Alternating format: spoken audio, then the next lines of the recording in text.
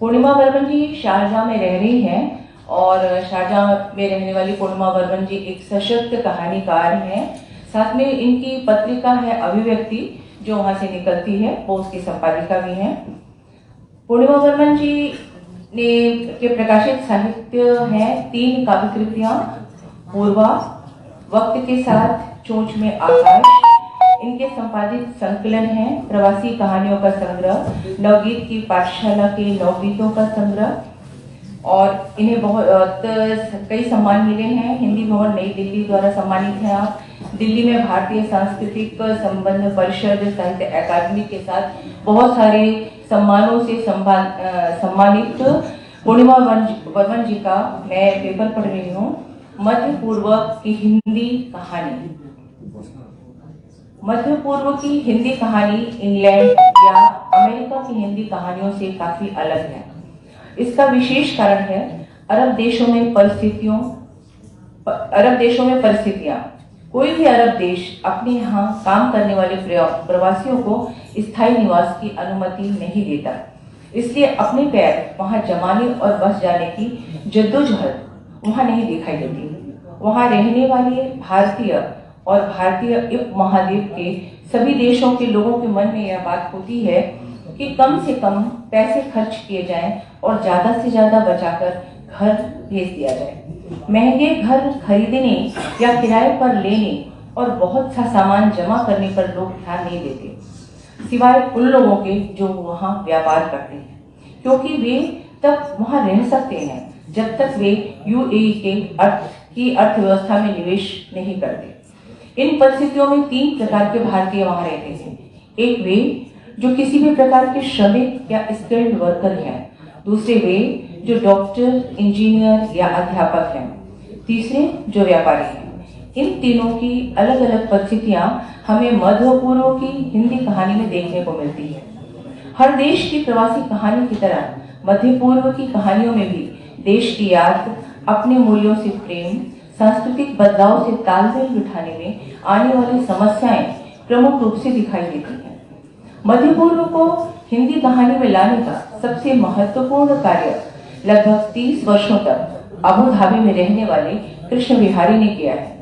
उनकी कहानियों के अधिकतर पात्र मध्यम वर्गीय या निम्न वर्गीय हैं। पाकिस्तानी और अरबी पात्र भी उनकी कहानियों के पात्र हैं।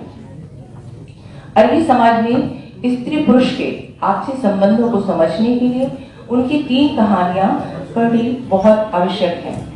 वबाए, आंसुओं में लड़की और अंततः पारदर्शी। इन सभी कहानियों में महिलाओं के प्रति पुरुष की संकुचित दृष्टि का चित्रण हुआ है।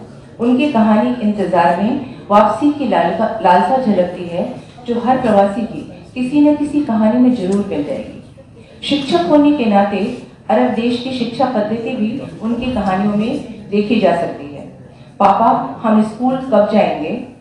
कुछ ऐसी ही कहानियां हैं। नातूर, जड़ों से कटने पर, और दूसरी कहानियां व्यवस्था के टकराव की कहानियां हैं। कुल मिलाकर यह कि कृष्ण विहारी की कहानियों के पात्र हाशिए पे खड़े लोग हैं, जिनमें मजदूरों के साथ साथ निम्न तबके के बच्चे हैं, तो दूसरे देशों से लाई गई स्त्रियां भी हैं जो देह व्यापार में धकेली जाती हैं। ये कहानियां मानवीय संवेदनाओं को बहुत ही करीब से छूती हैं।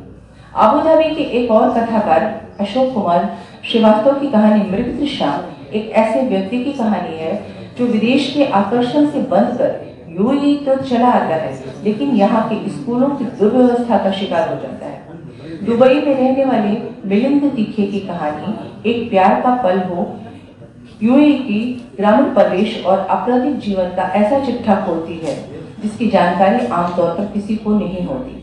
वहाँ के गांव कितने समृद्ध हैं और हर तरह की सुविधा और पुलिस की सक्रियता के बावजूद वहाँ लोग किस किस तरह के अपराध करते हैं, इस बात को कहानी से समझा जा सकता है। दुबई की ही एक और कथाकार स्वाति भलोटिया की कहानी क्या लौटेगा वसंत एक संवेदनशील प्रेम कथा है, जिसका गाना बना अंतर्राष्ट्रीय परिवेश में बुना गया है। लगभग 2.5 दशक से शारजाह में रहते हुए, हालांकि मैंने ज्यादा समय वेब पर हिंदी की स्थापना करने और अभिव्यक्ति तथा अनुभूति पत्रिकाओं को बनाने में लगाया, तो भी कुछ समय जरूर मिला था जहां मुझे यूएई के परिवेश को चित्रित करती हुई कुछ कहानियां लिखने का अवसर मिला। यूं ही चलते हुए जड़ों से उखड़ी ये दो कहानियां ऐसी प्रवासी महिलाओं की कहानियां हैं जो हाल ही में यूएई में आई हैं और अपने को वहां के वातावरण के साथ सामंजस्य बैठाने की प्रक्रिया से गुजर रही हैं। जबकि उड़ान एक ऐसी लड़की की कहानी है जो यूएई में पली बढ़ी है और अंतर्राष्ट्रीय समाज में अपनी उड़ान से सभी को अचंभे में डाल देती है। वहीं फुटबॉल कहानी अमीरात में रहने वाले बिजनेस कम्युनिटी की एक महिला की कहानी है। देश से दूर एक अलग माहौल में कई साल गुजार लेने के बाद वह एक प्रौढ़ गृहिणी से के सुविधा संपन्न जीवन को जी रही है। खालीपन और उसके भरने के छोटे छोटे उपक्रम और बेचैनियों को व्यक्त करती यह कहानी यूएई की अनेक संपन्न महिलाओं की कहानी है। एक और कहानी नमस्ते कॉर्निश एक सफल अध्यापिका की कहानी है जो पति के निधन और पुत्र के विदेश चले जाने के कारण यूएई में अकेली रह रही है। प्रवासी भारतीयों की आर्थिक सफलता और व्यक्तिगत अकेलेपन को सामने रखती यह कहानी हाल में स्वयं को मजबूत बनाए रखने की कहानी है। कहानी मुखौटे महत्वाकांक्षी पति की व्यस्तता में जीवन का अर्थ खोजती पत्नी की कहानी है, जहां पति की बीमारी दंपति के बीच की दूरी समाप्त करके उन्हें समीप ला देती है। इमारत की कहानियां महत्वाकांक्षा, तेज दौड़, उसमें भटकते लोग, अकेलेपन और रिश्तेदारों की प्रताड़ना और उनकी उदासी के अनेक पर्दों को खोलती है। कुवैत से दीपिका जोशी की दो कहानियां भी उल्लेखनीय हैं, जिसमें कुवैत के जीवन का वर्णन मिलता है। कुवैत का अरबी समाज यूएई की तरह खुले विचारों का नहीं है। जहां कहीं भी भारतीय जाते हैं वे वहां पर अपना छोटा सा अलग मिनी भारत बना लेते हैं। कुवैत शहर के अब्बासिया में एक ऐसा ही मिनी भारत है। अनेक गृहिणियों को कुवैत जैसे देशों में रिश्तेदारों और मित्रों का अभाव बहुत कष्टकारी बना जाता है, विशेष रूप से इसलिए क्योंकि उनके पतियों के वर्किंग आवर्स बहुत लंबे होते हैं, जो लगभग 8 घंटे से 10 घंटे तक भी हो सकते हैं। क्योंकि प्रतियोगिता तो हर जगह है और हर व्यक्ति कम से कम समय में जीवन भर के लिए कमाकर घर लौटना चाहता है। उनकी कहानी कच्ची नींव में ऐसी परिस्थिति में घर में एक रिश्तेदार आकर किस प्रकार पति पत्नी के बीच दरार बन जाता है, इस बात को बड़ी खूबी से दर्शा रहे हैं। उनकी दूसरी कहानी सदाफूली एक बिखरे परिवार की कहानी है जो विदेश में अपने को ठीक से संभाल नहीं पाता, और एक महत्वपूर्ण लेखक सऊदी अरब से लिख रहे हैं जिनका नाम है विद्याभूषण धर। उनकी 2-3 कहानियों की चर्चा करना चाहूंगी। पहली कहानी अनोखी रात कश्मीर से विस्थापित हिंदू पंडित की अत्यंत संवेदनशील कहानी है। उनकी कहानियों में कश्मीर की प्रकृति, समाज और जीवन शैली के दर्शन बहुत ही प्रामाणिक रूप से पाए जाते हैं। उनकी एक और कहानी लावारिस भी है, जो एक कश्मीरी पिता की कहानी है जो लावारिस की तरह दम तोड़ देता है। इस कहानी में टूटते हुए पारिवारिक ढांचे, कश्मीर के बिगड़ते हुए हालात और अकेलेपन का सफल चित्रण हुआ है। उनकी एक और कहानी नंगा में कश्मीरी विस्थापितों के कठिन जीवन का विवरण मिलता है, जिससे पता चलता है कि विस्थापन मानसिक रूप से इतने कष्टप्रद हो सकते हैं कि परिवार का सामाजिक ढांचा ही चकरा जाता है। पिछले लगभग 5 वर्षों में संयुक्त अरब अमीरात में कहानी लेखन के क्षेत्र में सक्रिय रूप से लेखन हुआ है। डॉक्टर आरती लोकेश कविता, कहानी, उपन्यास एवं समीक्षा सभी क्षेत्रों में सक्रिय हैं। उनके 2 कहानी संग्रह झरोखे तथा साच की आंच प्रकाशित हुए हैं। इसके अतिरिक्त लघु कथाओं के क्षेत्र में महत्वपूर्ण लेखक करने वालों में नितिन उपाध्याय, करुणा राठौर, मीरा सिंह, मंजू सिंह, स्नेहा देव, कौसर भुट्टो और उर्मिला चौधरी के नाम प्रमुख हैं। इन सभी की कहानियों में समकालीन भारतीय और अरबी दुनिया के अनेक रंग देखे जा सकते हैं। प्रवास की कठिनाइयों, मानसिक उलझनों, सामाजिक दबावों आदि का चित्रण इन कहानियों में आसानी से देखा जा सकता है। कुल मिलाकर यह कि मध्य पूर्व में कहानी लिखने वाले कम भले ही हों, लेकिन उनका लेखन समर्थ लेखन है और हिंदी साहित्य में महत्वपूर्ण स्थान रखता है। हम सभी मध्य पूर्व के प्रवासी लेखक यह आशा करते हैं कि भारत में हमारे लेखन को उचित पहचान मिलेगी। धन्यवाद पूर्णिमा वर्मन जी को, उनके लेखन को और यूए के लेखन को सचमुच अच्छी पहचान मिलेगी। अब मैं डॉक्टर इंदु सिंह को ससम्मानित आमंत्रित करती हूँ, जो प्रवासी कहानियों की संयोजिका हैं। प्लीज आए और अपना वक्तव्य।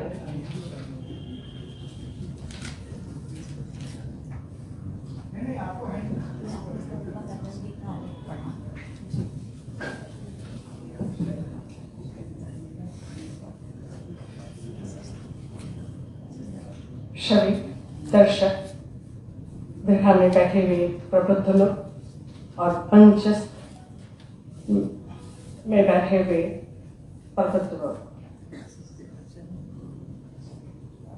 मैं प्रवास को कुछ अलग तरह से देखती हूँ।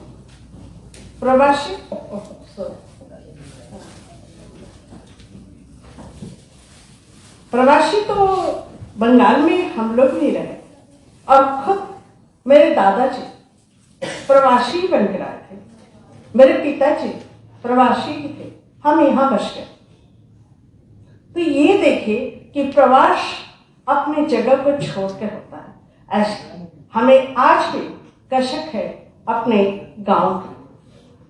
आज भी गांव हम जाते हैं तो गांव जाना फिर यहाँ के लिए भी कशक है कि ये कर्म क्षेत्र है हमारा, और कर्म क्षेत्र को हम छोड़ नहीं सकते। तो मैं ये सोचती हूँ कि जो ब्रिटिश की जमाने में या भारत की विपन्नता जब थी,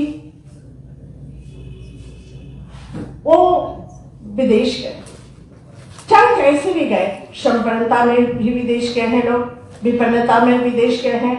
कुछ अपने प्रतिभा का मूल्यांकन यहाँ पर नहीं होने के लिए अपने प्रतिभा के मूल्यांकन के लिए गए हैं विदेश। तो ये सारे लोग विदेशी हुए, प्रवासी कहलाए। अब जो रचनाकार है, चाहे प्रवास में रचे चाहे भारत में रचे, तो रचेगा तो एक ही। रचनाकार की, सृजनकार की जो सृजन क्षमता है वो तो रहेगी। प्रवास शब्द पीड़ादायक है। सचमुच कहूं कि भारत के बाहर विदेश देखने की इच्छा हमें भी है। हमने सिर्फ ऑस्ट्रेलिया देखा है और रहा भी है,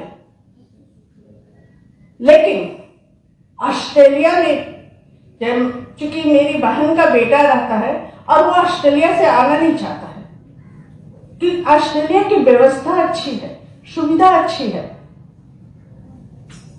अब उसके इस सुविधा संपन्न भोगी प्रवृत्ति के कारण मैंने उससे बात करना बंद कर दिया, क्योंकि वो मेरे बस से बिल्कुल नहीं मिलता है कि विदेश में जाओ और रहोगे और फिर अपनी जमीन पर छोड़ दोगे। ये बात अच्छी नहीं लगती। और सारे समय क्या कहोगे, तुम तो प्रवासी कहलाओगे, मर जाओगे। ये लड़ाई तो भारत वाले कहेंगे, वहां तो लड़ाई नहीं कहे जाओगे। वो तो कहेगा ओह कोई इंडियन था, प्रवासी था। अब आती हूं मूल प्रश्न पर। इस किताब का संयोजन करने की जिम्मेदारी जितांशु जी ने मुझे दी, और एक संयोजक और है, वो लंदन में है, तेजेंद्र शर्मा। और शायद कल के वक्तव्य में तो मैं आई नहीं, तो कल के वक्ता में वो उपस्थित रहे, और आज तो नहीं देख पा रही हूँ तेजेंद्र शर्मा को। मैं ऐसे चेहरे से पहचानती नहीं हूँ और आवाज भी नहीं पहचानती हूँ, क्योंकि जो बात हुई है ईमेल पर हुई है बात। तो ये जितांशु जी इसकी देंगे। तो द्वय संपादक थे, तो दोनों अपनी अपनी बातें कहते तो अच्छा लगता। हमें बहुत सुकून मिलता कि वो किस कारण से संयोजन का कार्यभार संभाले और मैं किस कारण से। संयोजन करते समय मैंने प्रथम महत्व दिया है कि उन रचनाओं में मैंने भारतीयता तलाश ली। सीधा बात, मैं इस मामले में कोई दो राय नहीं कहूंगी कि मैं भारतीयता तलाशी हूं। और उन कहानियों में हमने पाया है भारतीयता है, भारतीयों की पीड़ा है, छटपटाहट है, और वह छटपटाहट आपकी है, हमारी। वह छटपटाहट हो सकता है हमारी बाद में आए, क्योंकि साकल कहानी की जो नायिका है वो जो अपने पुत्र से इतना डर जाती है कि सिटकिनी बंद करना, साकल मैंने सिटकिनी बंद करना है तो साकल बंद करके सोती है, पुत्र से इतना डर जाती है। वो जो डरी हुई मां का वो दृश्य जब याद आता है मुझे, तो मैंने बहुत भाव विभोर होती हूँ कि अपने ही बेटे से, और वो बुरी तरह से उसे मारता है।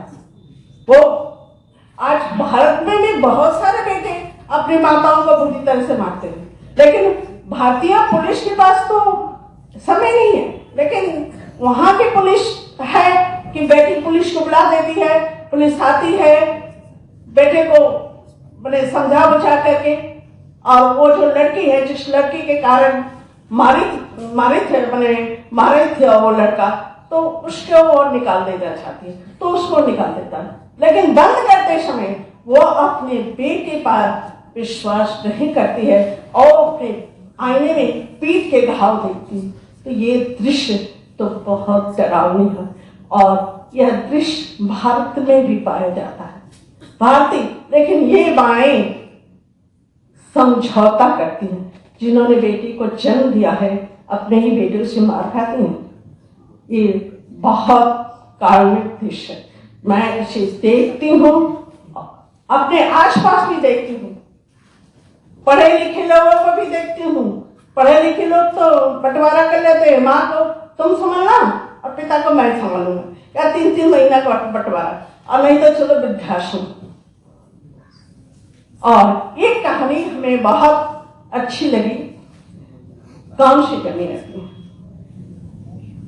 एक जो विदेशी जाता है ये सोच करके कि मैं एक दिन अपने देश लौटूंगा, और पैसा कमाता है, डॉलर कमाता है, घर बेचता है, और उस पैसे से उसके इधर भाई सब जमीन खरीदते हैं, जायदाद खरीदते हैं, पंजाब की बात करता है, सभी करते हैं।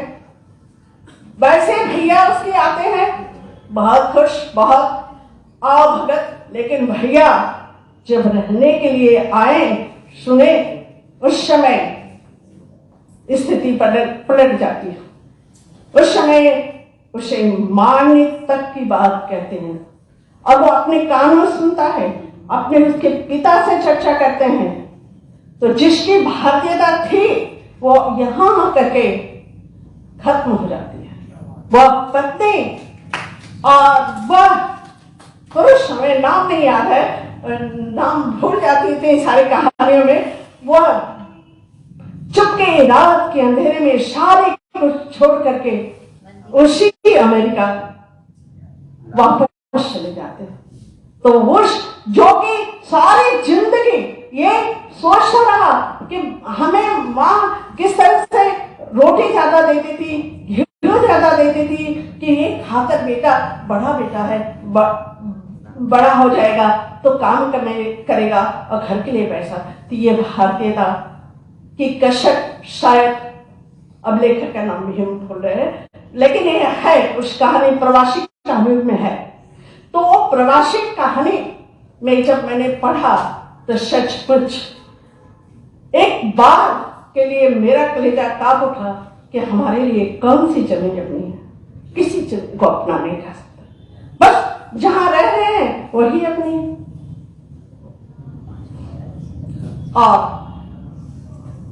प्रवासी साहित्यकारों के मूल्यांकन की बात है, जहां तक के प्राचीन साहित्य को हमें पढ़ना चाहिए, ज्यादा से ज्यादा पढ़ना चाहिए।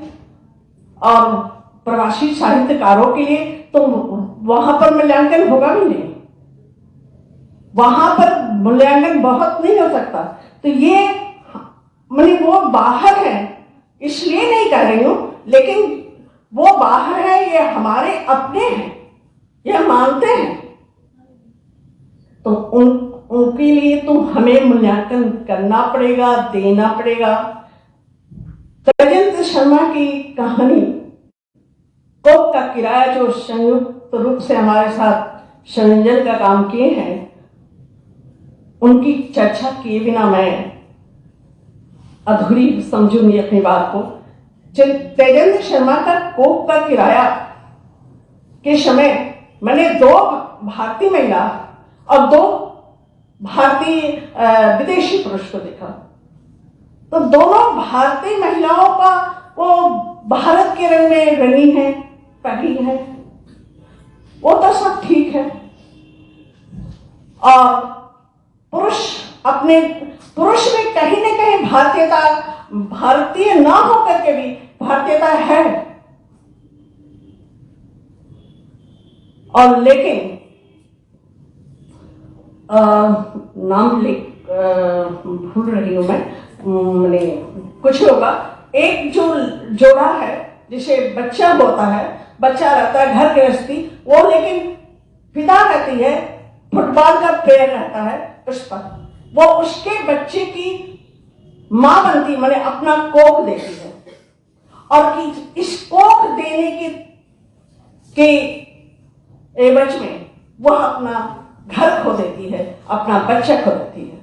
और उन्होंने क्या किया, यहाँ पर उन लोगों का पूंजीवादी सभ्यता दिखाई दिया कि उन लोगों ने कहा कि कोक का किराया तुमने चुका दिया, तो अब तुम, जबकि दोनों शगी मैंने बहनें नहीं थे, तो बहुत अच्छी शगी बहनों जैसी थी, फ्रेंड थी, लेकिन कही कि नहीं, अब तुम हमारे घर नहीं आओगी और हम तुम्हारे घर नहीं आएंगे। तो ये बात बाजारवाद की तरफ से इंगित कर रहा है कि आज कोक का किराया किस तरह से लिया जा रहा है। तो तेजेंद्र शर्मा इसके लिए बहुत हकदार है और धन्यवाद के पात्र है। और एक कहानी जो है जिसमें हमें लगा एंटरप्रेन्योर की बात, कहानी है, चर्चा है, जिसमें उसके माँ बाप लड़के के तो विदेश में रह गए, विदेशी संस्कृति कल्चर, और कुछ भारतीय ऐसे भी विदेश में बसे हैं कि भारत की असुविधाओं के कारण भारत नहीं आना चाहते। इसके लिए मैं सख्त विरोध करती हूँ कि भारत में पनपे, जन्मे और भारत में की असुविधाएं तुम्हें नहीं यहाँ पर भारत में आने देना चाहती है, ये तुम्हारे लिए बाधक हो गया। जिस मिट्टी में हम पलते हैं वही मिट्टी बाधक हो गई, गड्ढे हो गए। ये क्यों, ऐसा क्यों? लेकिन ये नई पीढ़ी से बहुत उम्मीद है हमें। वह नई पीढ़ी, उसका लड़का और एक विदेशी लड़की, हम नाम भूले गए, वो पढ़ने की कोशिश की लेकिन गड़बड़ हो गया नाम। विदेशी लड़की जो है वो फैशन डिजाइन का काम करती है, सीखी है, और भारत में फैशन डिजाइन, भारत में भविष्य तलाशती है। ये भारत में, भारत का जो प्रोग्रेस है, ये आज दिखलाता है कि किस धरा पर हमें ले जा रहा है। तो भारत के प्रोग्रेस के कारण वो यहाँ आती है, फिर लड़का भी आता है, और लड़के के पीछे माँ बाप जो है भारतीय, लेकिन देर रात भारत पहुंचते हैं कि भारत में जाकर के क्या करेंगे, वो भी आते हैं। तो ये जो संबंध है, ये भारतीय आत्मा है, ये तो भाई बहुत अच्छी है, सराहनीय है। और जीतांशु जी से इतना था कि हम कभी पहुंचेंगे, किसी सत्र में पहुंचेंगे, हमें बोलने का अवसर देंगे। और एक बात और कहूंगी, एक कहानी जो कनाडा की है, कनाडियन परिवार की है, लड़का भारतीय है, कनाडा में जा करके बस गया है और कनाडियन इस अपने पत्नी के चक्कर में आकर के घर उसका गुलमोहर का घर है। गुलमोहर का संकलित है, गुलमोहर का मकान, गुलमोहर इतना उसके कीमती पेड़ पौधे सब है। गुलमोहर के साथ बहुत पेड़ पौधे, अनगिनत फूल के पौधे हैं, अनगिनत उनके पास सब माल असबाब थे। उनके पास पीतल की बर्तन की दुकान थी।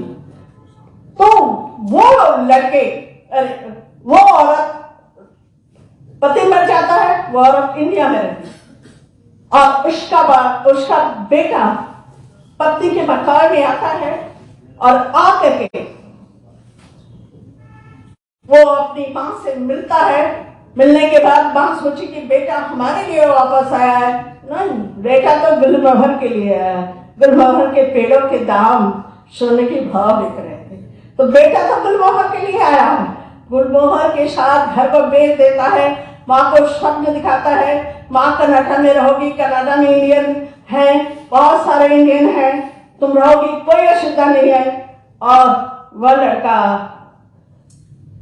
एयरपोर्ट पर, दिल्ली के एयरपोर्ट पर ले जा करके अपनी माँ को पर्स थमा देता है और माँ बैठो, हम आ रहे हैं। वो कभी कनाडा में के प्लेन में उठ करके चला जाता है। उसकी माँ को नींद लग जाती है क्योंकि बहुत थकान थी, कई दिनों का बेचने कीनने का क्रम था, कुछ पौधे उठा कर देने का दोस्त मित्रों का था, तो वो दिया था। नींद लग जाती है, आंख खुलती है तो बेटे को नहीं पाती है और माँ रोने लगती है। और उस माँ का रोदन उस स्वार्थी बेटे के प्रति, जिसकी भारतीय आत्मा क्या विदेश की आत्मा नहीं, वो मर गई। और माँ को छोड़ कर चला गया। हाँ, इतना किया था, इतनी भारतीयता थी कि माँ के नाम एक फ्लैट, छोटा सा फ्लैट, न जमीन अपनी न आकाश अपना, सिर्फ खिड़कियां रहती हैं, वही खरीद के वह तेज आता है और वहाँ चली आती है अजनबी परिवेश में। वह उसी फ्लैट में आकर के रहने के लिए बेहोश हो जाती है। तो प्रवासी कहानियाँ बहुत अच्छी हैं और इन्हें पढ़ना चाहिए, हम लोगों को बहुत अच्छे तरह से पढ़ना चाहिए। और प्रवासी के जैसे भी हो, जिस अवस्था में गए हो, आज के नहीं, आज के मैं बहुत लोगों को जानती हूँ, पैसे कमाने के लिए जाते हैं सब, और जाते हैं वहीं बच जाते हैं, सुख सुविधा के लिए बचते हैं। आज के लोगों से की बात नहीं कर रही हूँ, लेकिन जो पुरानी पीढ़ी हमारी गई है, हमारे दादाओं की परदादाओं की पीढ़ी गई है, वो मजदूरी करने के लिए गई है और बड़ी दिक्कत से गई है। उनकी बेटों बेटियों, उनके नाती पुतों की कहानी अगर वो लिखते हैं तो उनकी कहानियों को मूल्यांकन करना चाहिए हमें। और इतना कह करके मैं आप लोग का बहुत समय नहीं लूंगी। धन्यवाद, बहुत बहुत बहुत आभार। सुनकर देखो, सुनकर देखो, सुनकर देखो जी। ममता राहुल मोदी बोले, लिखे जितेंद्र जी।